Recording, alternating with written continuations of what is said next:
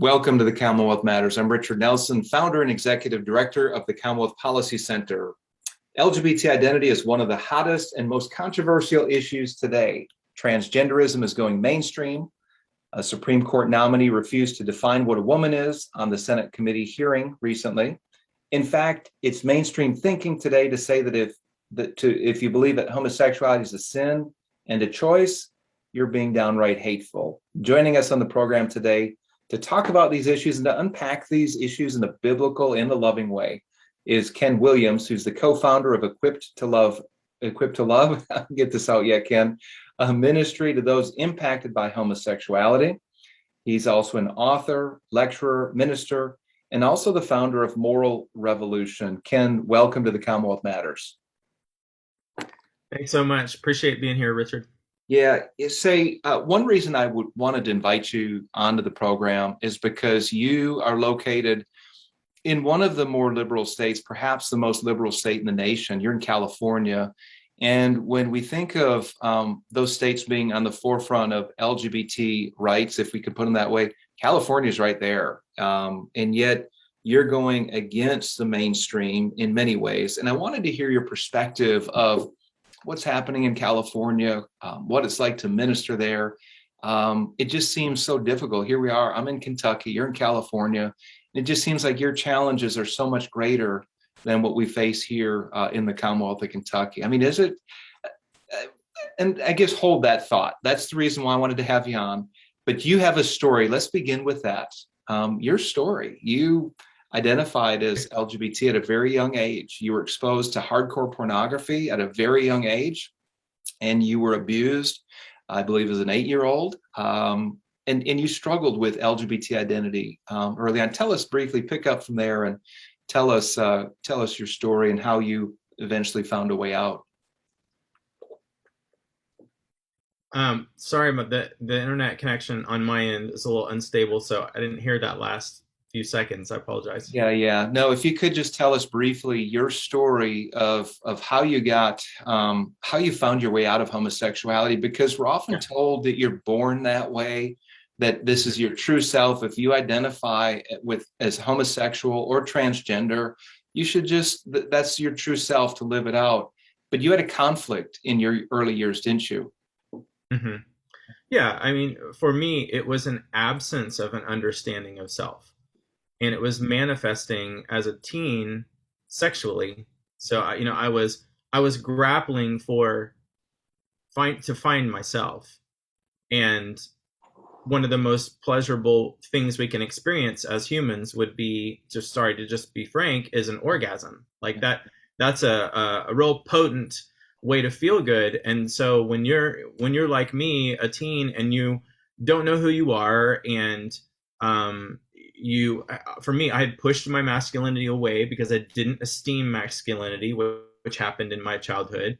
Then, and because I had been touched inappropriately, like you mentioned, as a child, then my efforts to find self got sexualized, and my understanding of masculinity had gotten sexualized and felt other than me.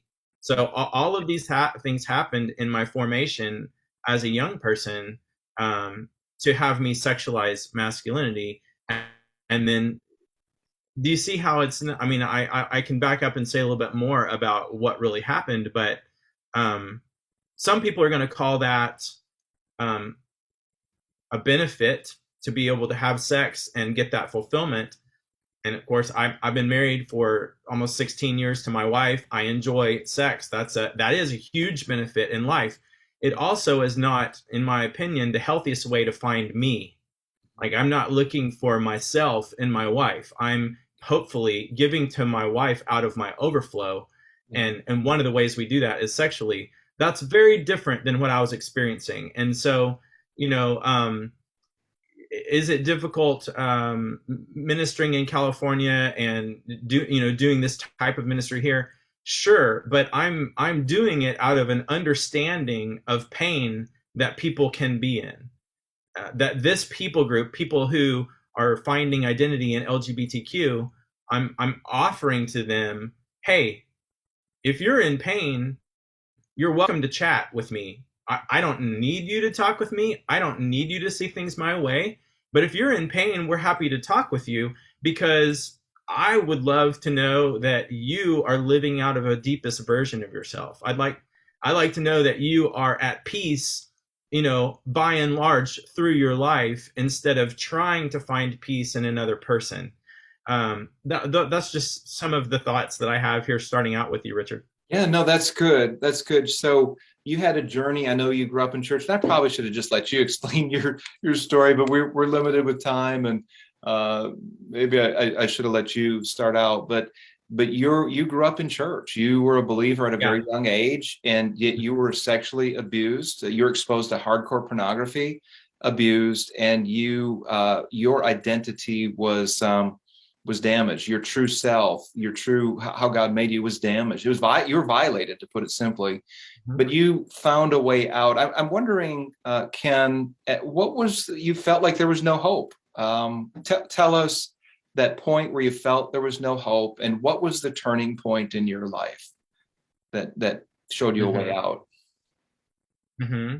Mhm. This is not every situation with someone experiencing homosexual feelings, but mine was um, feeling like I did not own my own masculinity, Yeah, and and think about the implications of that. That means I don't feel like I fit with the other males, yeah, and so um, I think that the stereotypes that we have for masculinity and femininity are in some ways beneficial, and in some ways they are inaccurate, yeah. and can be unhelpful or painful for people. But I do you see how, like, I was not a because I had thrown off my own masculinity, or I had really canceled masculinity as because of being touched inappropriately, because of seeing the way that men were treating each other in the hardcore gay porn that I witnessed. I canceled masculinity. I thought, this is not godly. This is not noble. I don't understand why a person would treat another person that way. The women that are around me are much better than that. They seem much more godly. I don't understand why a man would do this. And so I canceled it. So that makes me feel alienated from my own people. Mm-hmm. Like, because the fact of the matter is, I do have XY chromosomes. I am male. I have male genitalia. I'm a male body. And so for me to feel like I cannot relate to all the other males, or that they don't have a place for me, I don't belong among them, it was a problem for me. Do you see that this is deeper than just my faith mandates that I have to do or be something? I did not feel like I belonged in society, and I wanted to belong. I wanted to experience feelings of belonging. Yeah. And so I partnered that with my faith and a conviction. Like, I wasn't just following rules. I believed that Jesus is real, and that he wanted a relationship with me, and that my best life was from following him. So I had this whole inner conflict going on, and you can't resolve it by just saying, Ken, you're fine the way you are. I wasn't fine the way I was.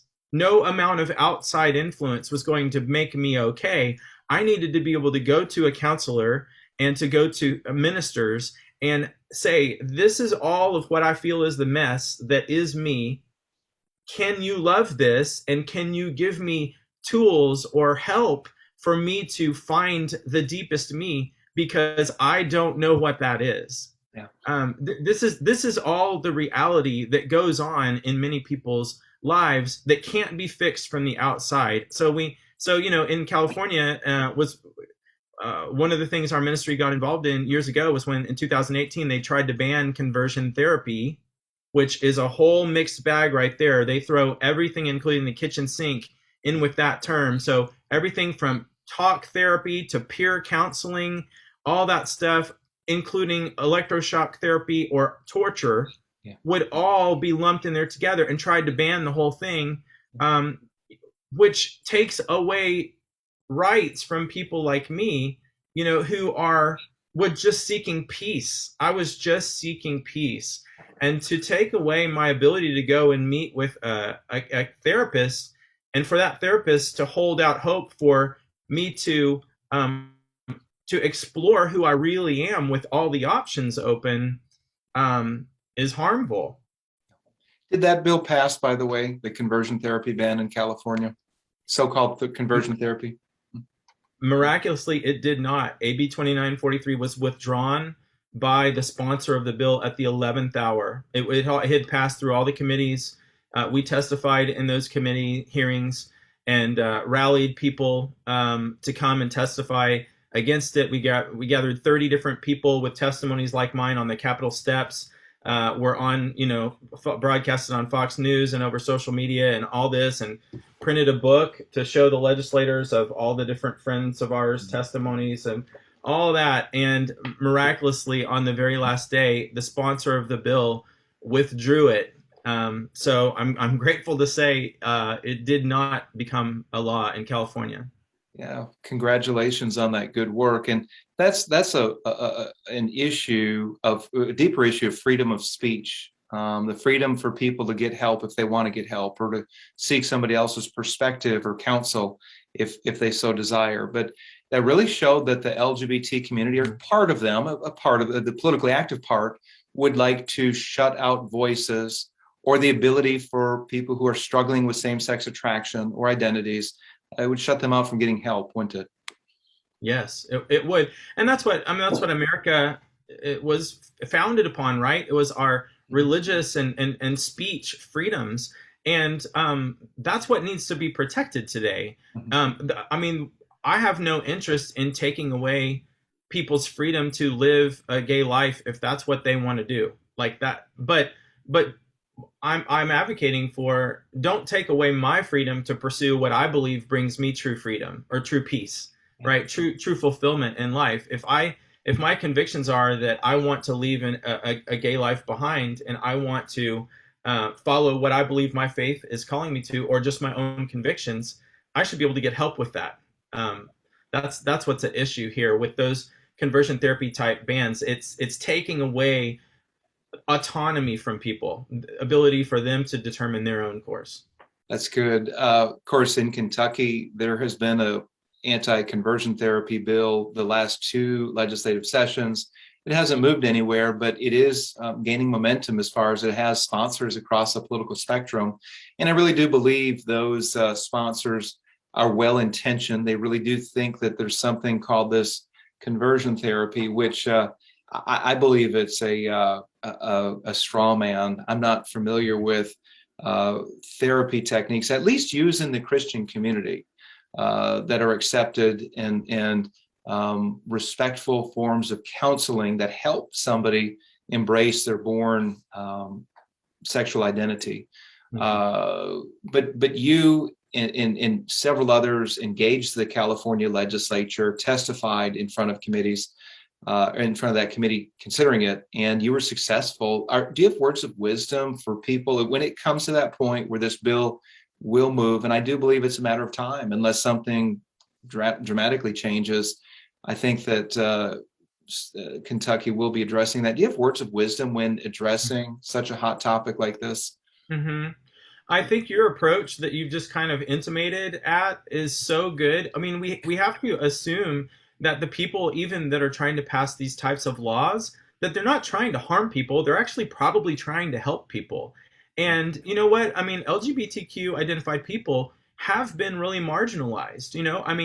When I was in the 1980s, late 80s, when I was grappling so hard with my sexuality, I had a hard time finding any safe space where I could come and say, these are my feelings. Am I still lovable?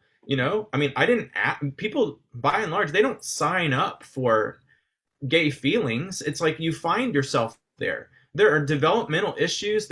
Much of the time, this is attachment issues, if you were talking in psychological terms. And there are trauma, sexual. Most of the people had some kind of physical or sexual abuse. Most, not. Culture tries to say, no, I'm telling you, I know these people, mostly, not always, there was abuse. And so we got to remember that when we're passing laws or we're advocating for anything with regard to this issue, we got to hold the people that are most effective at the center and realize, what do they need?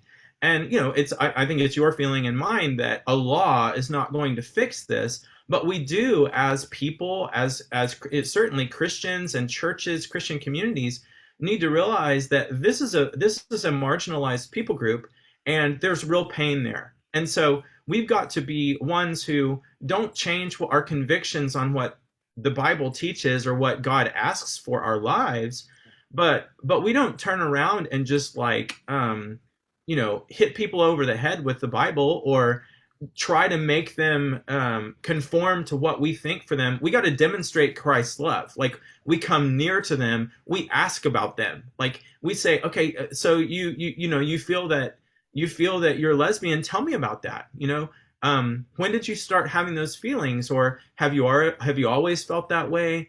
What is God saying to you? What do you feel? What are your convictions in life? What do you get? Like, we got to get to know these people and demonstrate love before we expect any kind of behavior to change. And I think that's how we're supposed to treat everybody.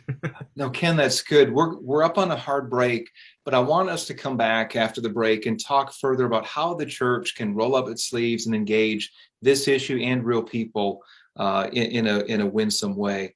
If you're just tuning in, you're listening to The Commonwealth Matters. I'm Richard Nelson here with Ken Williams. We're going to take a break, and we'll be back in just a moment.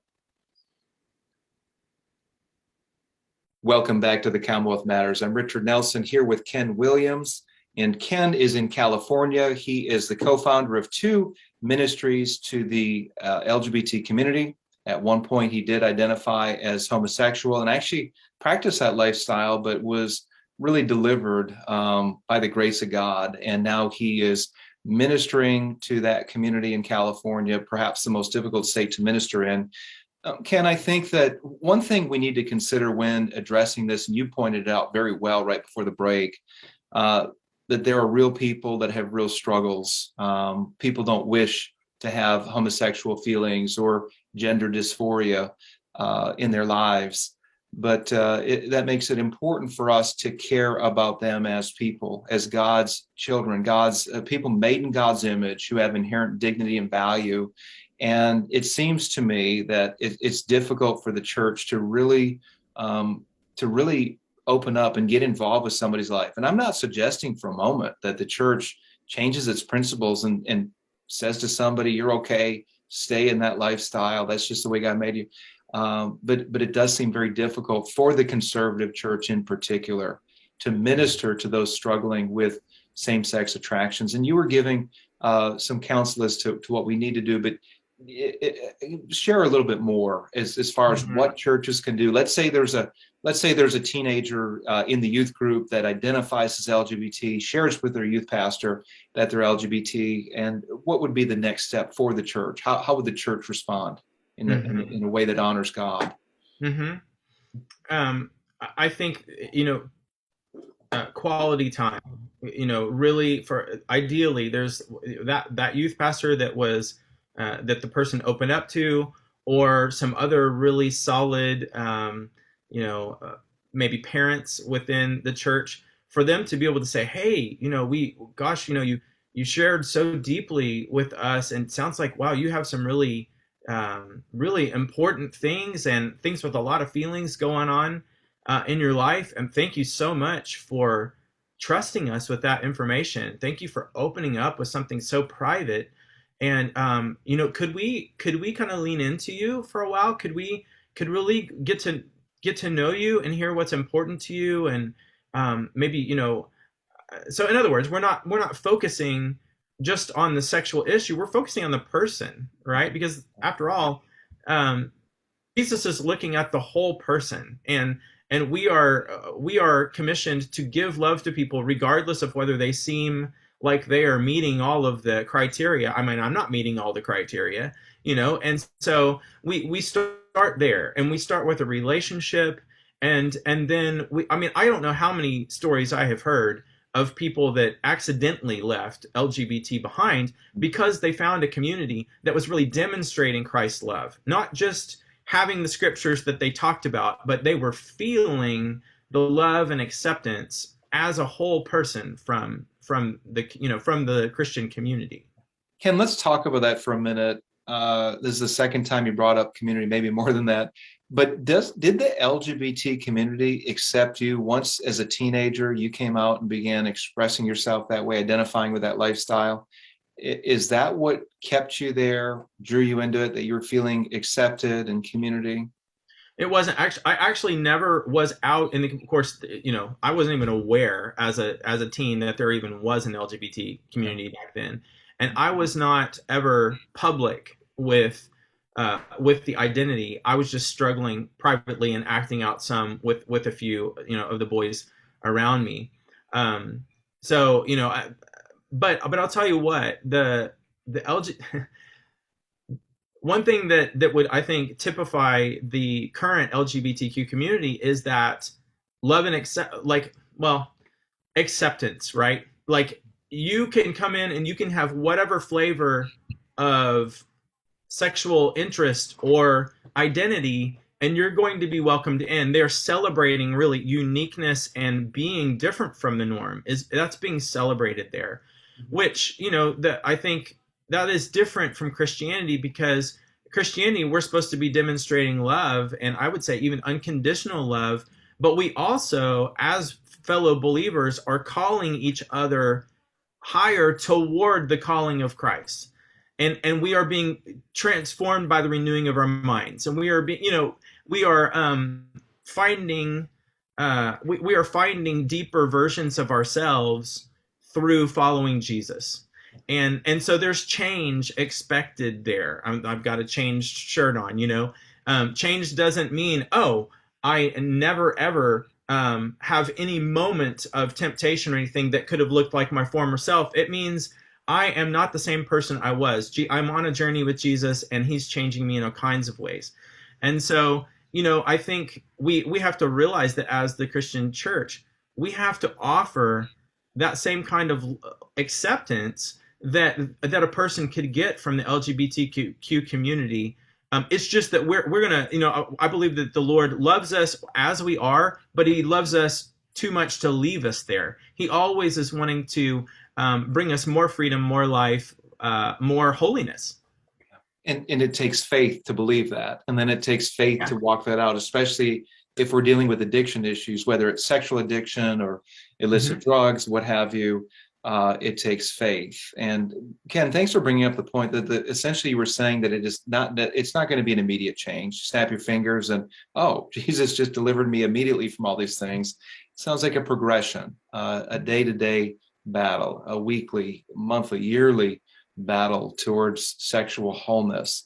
I want to add, I just appreciate your vulnerability and your candor. You and I are talking about this issue because we care about what God would have for us as far as human thriving and flourishing. We're talking about this because we care for our neighbors. We're told that the two great commands are to love God and then to love our neighbor as ourselves. And it's not because we're trying to beat people up or guilt them or put them down. We believe that human beings are so precious that they're worth caring for, and those who are struggling. And you minister to those who are struggling with this. Tell us a little bit about your ministry as you counsel and minister to those struggling with homosexuality and their identity. Mm-hmm. Yeah, we work on equipping churches, church leadership to do that, and just whoever comes to us. Like, again, we don't advocate for, and we don't try to change anybody out there or to get them to see things our way if they don't want to. But we have a hard time responding to all the people that are just come to us saying, I feel like you do. Like, I don't feel like God has called me to an LGBT lifestyle, but these are struggles I'm having. These are temptations I'm having. And we just partner with them in what they are pursuing. And we really, I've never seen anybody experience any kind of transformation of sexual desires or arousal or identity by trying to change. I've never seen that. What I've seen is people that abandon themselves to like a sell out, a total surrender to the Lord, and like following him daily and being in a community of people that are helping them see themselves the way that God sees them, and are giving them grace for the moments when they revert back to a way of living that they don't feel called to. That whole environment there, when there's that environment there that is helping that person experience God's love and helping them see themselves how God sees them, then over time, the Bible says that we are transformed by the renewing of our minds.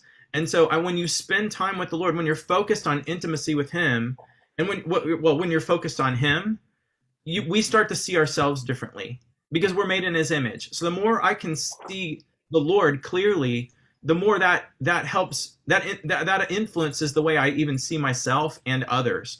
And so that's all we're doing. We are trying to help people experience and receive intimacy from Jesus, and then also from God flowing through the people around them.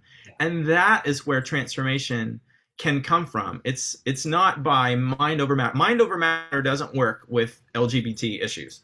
Yeah.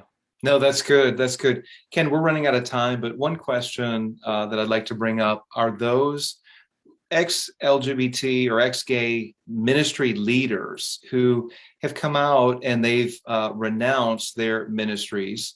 They have criticized things like the counseling of those who are trying to change their identity. I'm thinking of Alan Chambers of Exodus, John Paul, who was at Focus on the Family, a number of significant leaders who, in fact, they just wrote an opinion piece not too long ago, some time ago, really condemning those who are trying to help, and they would say convert those from LGBT identities. How do you respond to that? And one reason I bring this up is because the LGBT activist movement says, look, you really can't change. Here were people trying to minister to those who identified as homosexual, and they were just simply suppressing their true identity. And now they're coming back to who they really are. How do you respond to something like that? I mean, first with compassion, I hate that has happened. I feel like I hear in those statements from those two leaders that there's obviously they've experienced a lot of pain, like a lot of pressure, and I don't know. That sounds like a lot of turmoil there, and so I don't like that for them. I think I would say though that please don't put your convictions onto me or onto all of these other people. Like if it feels that this is not who they are, like, or that they're pressured into an identity they don't feel like is theirs, that's what we have to protect in America is religion, freedom of conscience, right? We should be able to pursue whatever identity we feel is ours. But, I have found my suicidal feelings left me when I found a therapist who would partner with what I was pursuing for my own identity. I never have been suicidal a moment after I found that safe place. Wow. So I was suicidal before. So one size doesn't fit all. We can't put our convictions on someone else. At least we shouldn't. That's not what freedom is. And I'm telling you, there are thousands of people all around. I am connected to thousands of people who are on a journey away from LGBT and are finding lots of fulfillment.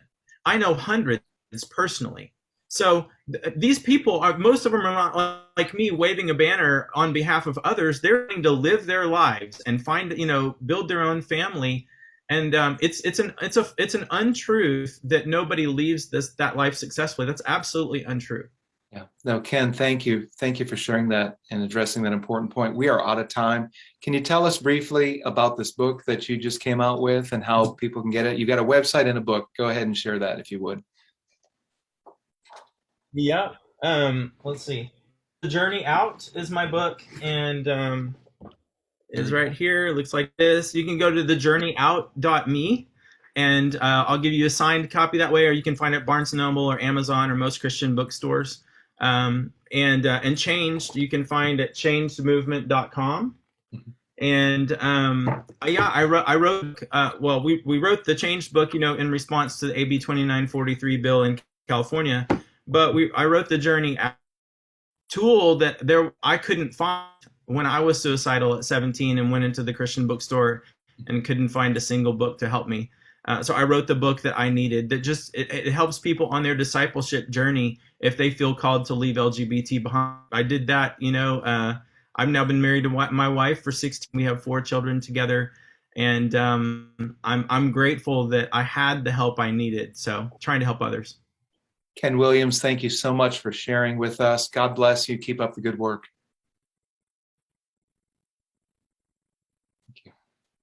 God bless you, Richard. Appreciate what you're doing. Thank you, sir.